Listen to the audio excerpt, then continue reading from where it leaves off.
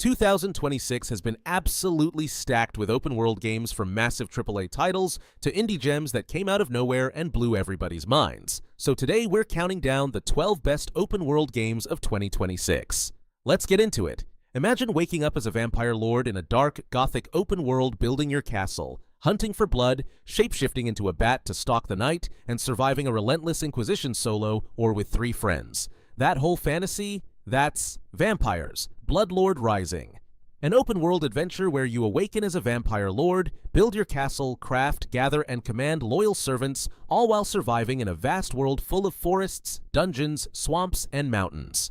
Picture an MMO that looks like a next-gen fantasy epic, packed with 9 weapon systems, dozens of professions, naval combat, farming, clan islands, and an ever-evolving story where your choices actually change the world.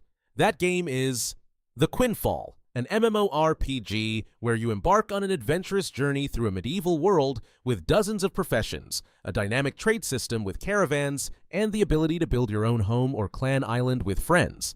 What if your open world wasn't on a fantasy continent, but on a dangerous alien planet torn apart by cataclysms, where you and your crew build massive industrial systems just to survive? That's the premise behind StarRupture, a first-person open-world base-building game from the creators of Green Hell, where you extract resources, build complex industrial systems, and fight off alien monsters alone or in 4-player co-op. It took Steam by storm right out of early access. Forget racing through the countryside this time. You're building a city from nothing in the ruins of a dying Roman Empire, appeasing gods, managing aqueducts, surviving floods, and defending against barbarian invasions. That open-world city builder is Nova Roma, a Roman city-building game where you lead settlers fleeing the crumbling empire to build a new civilization, developing supply chains, constructing aqueducts, and keeping both citizens and gods satisfied. There's a game where your open world is a mountain. One single, brutal, beautiful mountain, and you have to climb it. Every handhold, every piton, every breath of cold air matters. That game is Cairn, a simulation adventure from the game bakers where players control pro climber Ava as she attempts to summit the mysterious Mount Kami, manually controlling her limbs while managing hunger, thirst, and temperature in a physics-driven experience. Critics called it one of the best games in years. You're a courier rider in 13th century Mongolia, no magic spells, no sci-fi tech, just you, your horse, and a brutal, beautiful open world of steppes, mountains, and deserts. Plan your route or die trying. That game is The Legend of Khiimori, an open-world adventure and survival game where you play a young yam courier navigating vast steppes and snow-capped mountains, with gameplay revolving around route planning, horse training, and surviving harsh climates. Take the Green Hell formula, send it to space, strand you on an alien planet that literally tears itself apart on a schedule, and make your only hope an increasingly complex factory base. That's Everwind, a co-op sandbox survival RPG set among floating islands where you build a flying island ship as your base, gather resources, craft, loot, and fight, all in a first-person procedurally generated world. Think Valheim meets Minecraft, but entirely in the sky. 2 warring kingdoms, twin Rathalos hatching from a single egg, a world teetering on extinction, and a turn-based battle system so satisfying you'll spend hours hunting monsters just to bond with them. This is Monster Hunter Stories 3: Twisted Reflection, a turn-based JRPG from Capcom set in the Monster Hunter world, following the heir of Azuria through 2 feuding kingdoms threatened by crystal encroachment, with gameplay centered on hatching and bonding with monsters as a rider.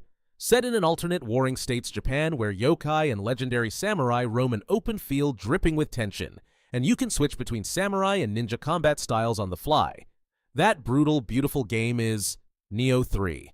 The third entry in Koei Tecmo's Dark Samurai Action RPG series, released in February 2026, features an open field where players freely explore while battling yokai and navigating the chaos of an alternate Japanese historical period. Tom's Guide called it the first must-play game of 2026. Free-to-play, gorgeous, and set in the beloved Britannia from the 7 Deadly Sins anime, now a massive open world where you play as Prince Tristan, assembling fan-favorite heroes and exploring a world thrown into chaos by a collision of time and space. That anime RPG is The 7 Deadly Sins Origin, an open-world anime RPG from Netmarble where players explore Britannia with tag-based combat, customizable hero teams, and multiplayer co-op, Built in Unreal Engine 5 with full cross-platform support. Japan, over 550 cars. Tokyo is 5 times bigger than any city Forza has ever built. Cherry blossoms, mountain passes, Touge night racing, and a map larger than anything in the franchise's history. Coming May 19th, this is Forza Horizon 6.